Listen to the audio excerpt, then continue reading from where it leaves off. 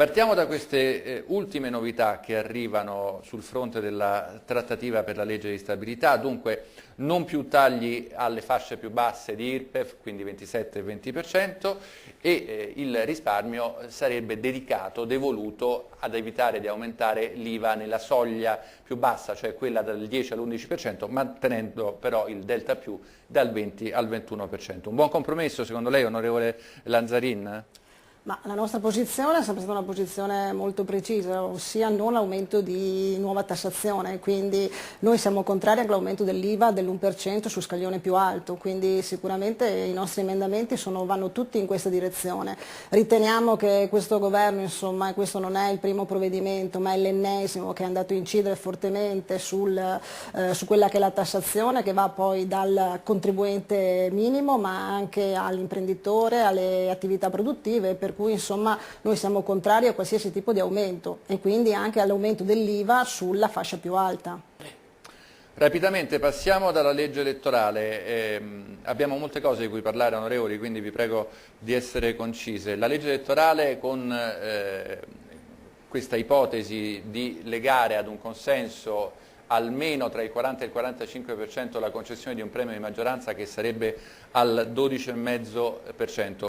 Onorevole Lanzarin, la posizione della Lega, anche diciamo così, con riferimento a quella soglia di sbarramento da superare però soltanto in alcune regioni, una norma che potrebbe favorirvi, no?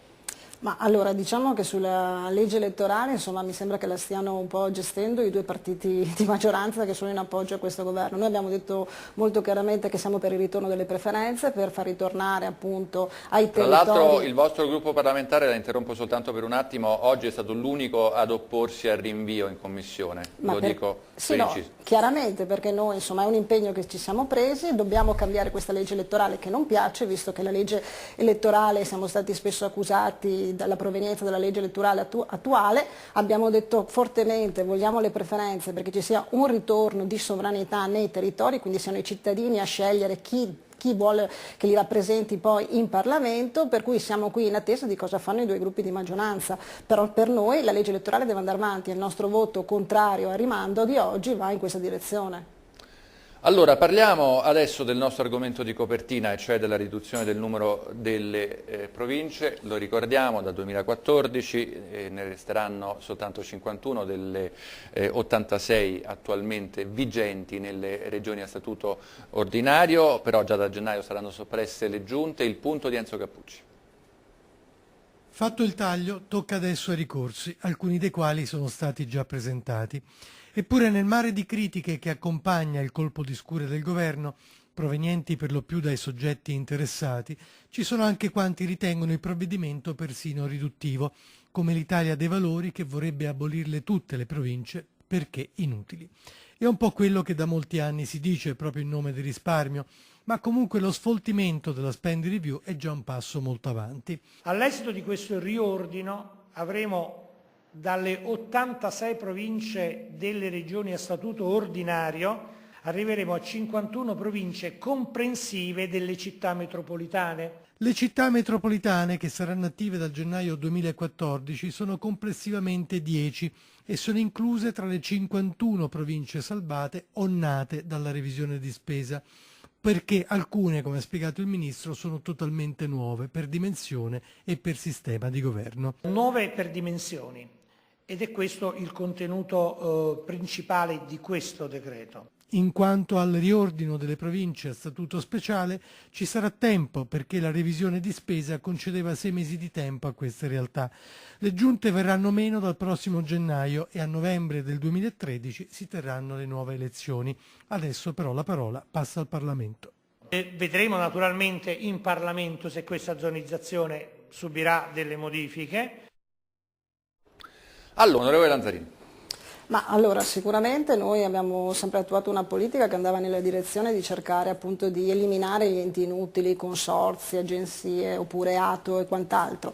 Sulla questione delle province la nostra posizione è sempre stata una posizione chiara, l'utilità delle province. Adesso vediamo questo provvedimento, c'è stato un riordino, quindi una diciamo così, riduzione. Chiaramente abbiamo sempre detto sono dei presidi importanti perché sono dei presidi montani e quindi dobbiamo tener conto sicuramente della tipologia, della peculiarità dei territori e vedremo appunto come è stato fatto questo riordino e poi in fase appunto in discussione, in fase parlamentare capiremo anche le funzioni, perché è altrettanto importante quale funzione poi vengono attribuite a queste nuove province, quindi chiaramente siamo in attesa di vedere il provvedimento per fare le osservazioni. Allora, la invito ad ascoltare con noi ciò che ha detto l'ex ministro della pubblica istruzione Gelmini, un volto e come dire, un dirigente importante del Popolo della Libertà. Ascoltiamo le sue parole. Noi oggi affrontiamo le primarie che saranno l'occasione per dare un'identità precisa al PDL nel solco del Partito Popolare Europeo. Solo dopo affronteremo il nodo delle alleanze. Anche una sorta di primarie diciamo all'interno. Un nodo importante per garantire la governabilità ed è evidente che se non vogliamo consegnare il Paese alla sinistra è necessario, come dimostra anche il voto siciliano, che i moderati non si dividano. Non vi è alcuna divisione tra il Presidente Berlusconi e il Segretario Alfano, entrambi hanno condiviso la scelta di procedere con le primarie di partito, sono consapevoli che il PDL affronta un momento di difficoltà dal quale può uscire solo attraverso un bagno di democrazia. Allora, così Maria Stella Gelmini sui rapporti tra Alfano e Berlusconi sulle primarie del Popolo della Libertà. Nel frattempo si avvicina a passi da gigante, anzi il ministro competente Cancellieri ha proposto un election day in Lombardia, Lazio e Molise, potrebbe essere il 27 di gennaio, ma ci sono dei dubbi perché è il giorno della memoria della Shoah, ma insomma staremo a vedere. Però intanto come dire, la dialettica tra il vostro movimento, partito e il PDL continua, no, onorevole Lanzarin? Per esempio sulla Lombardia come siamo messi? Ma sulla Lombardia insomma non mi sembra che ci siano novità. Noi abbiamo il nostro candidato che è Roberto Maroni, che c'è stata anche una sorta di primaria diciamo, all'interno del nostro movimento, ricordiamo nella Gazzebata che c'è stata 2 settimane fa per la raccolta di firma per 3 proposte di legge. Roberto Maroni è il candidato secondo noi, un candidato autorevole, importante e quindi la nostra posizione è questa. Poi quello che succederà, quello che succede all'interno del PDL insomma sono problemi del PDL, per il momento non ci riguardano e poi saranno gli organi del partito insomma a decidere su future o no alleanze. Per quanto riguarda l'election day noi siamo coerenti, siccome stiamo parlando da tanto tempo di spending review, di comunque risparmi e quant'altro, abbiamo sempre detto siamo disponibili e proponiamo un election day che vada con anche le elezioni nazionali, perché dovremmo fare 2 elezioni separatamente per un mese e mezzo, cioè credo che proprio in un'ottica di spending review bisogna pensare a un election day unico. Enzo, volevi fare una domanda all'onorevole Lanzarin? Sì, volevo chiedere all'onorevole Lanzarin se può commentare questa presa di posizione di Calderoli, del senatore, che dice di non fare accordi con un PDL, a proposito della Lombardia, che gioca solo in difesa nel migliore dei casi o peggio ancora all'autodistruzione con lotte intestine come quelle viste in Sicilia. Ma sicuramente quello che sta succedendo all'interno del PDL lo vediamo tutti e lo possiamo commentare, quindi c'è sicuramente una forte dialettica, un problema all'interno del PDL, rimangono problemi del PDL.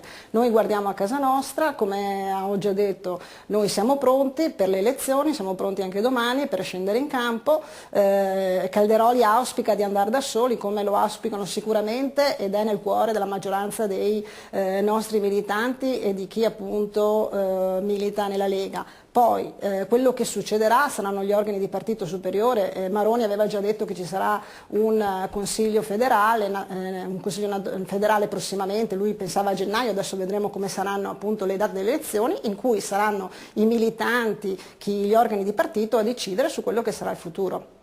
Oggi è stata la giornata dell'assoluzione di Nichi Vendola, che aveva detto lascerò la politica, lascerò la vita pubblica se sarà condannato, invece è stato assolto. E Vendola, voi come la pensate? Lei come la pensa, onorevole? Sicuramente noi non siamo dei sostenitori del Presidente Vendola, però prendiamo atto insomma, che è stato assolto e quindi insomma, su questo insomma, prendiamo atto. Lui aveva detto che si sarebbe dimesso in caso contrario e quindi la soluzione mi sembra che va nella direzione opposta.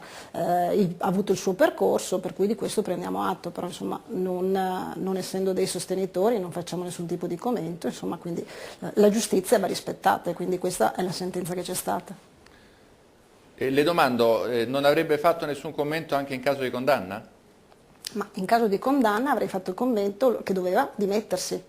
Cioè che quindi, come aveva detto, avrebbe dovuto dimettersi e dimostrare appunto che in caso di condanna non hanno fatto tantissime altre persone, insomma, quindi viene meno il senso di responsabilità rispetto all'istituzione che si rappresenta. Grazie.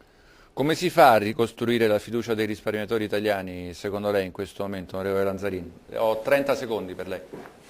Ma la fiducia dei risparmiatori italiani sicuramente con una certezza, soprattutto non aumentando le tasse, cercando di comunque incentivare i consumi. I consumi non si possono incentivare aumentando le tasse o comunque avendo una tassazione come la vediamo nell'ultima legge di stabilità, ma nelle altre, insomma dall'IMU a tutto quello che c'è stato. E quindi sicuramente questo non porta a una fiducia da parte dei risparmiatori ma da parte dei cittadini.